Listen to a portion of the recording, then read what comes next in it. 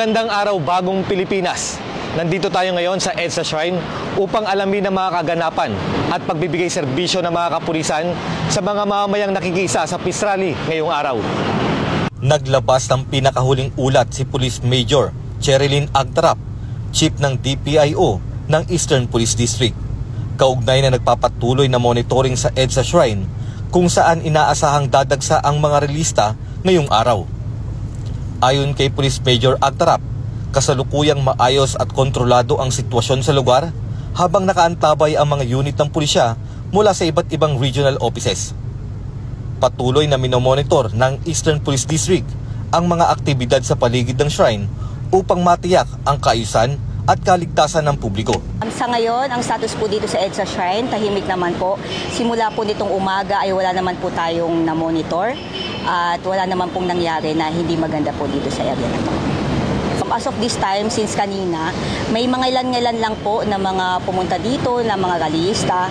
Ngunit ito po ay yung mga wala naman pong permit. So, since ang expected naman po natin dito na magagali ngayong araw ay yung mga miyembro po ng INC. So, balit according po sa ating information, ito po ay, ang grupo pong ito ay in-expect natin ngayon pong 4 p.m. So, mamaya pa po sila. Sa ngayon po, yun nga po, yung sa 4 p.m., yun lang po yung na-expect natin na mga pupunta po. So, yun po yung mga magpo-proceed papunta doon sa People Power Monument.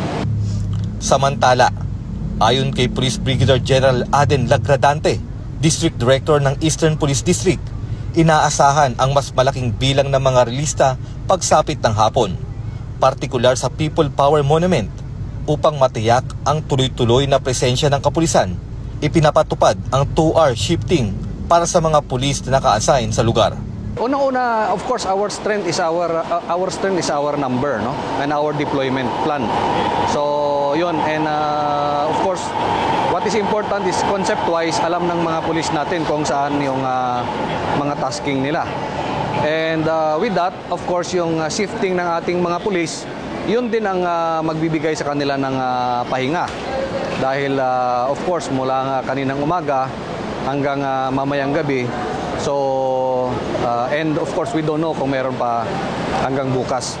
But, of course, as what I have said, what is important is concept-wise, alam ng bawat isa kung saan ang tasking nila. So, on our part, ang police, nandyan tayo, no?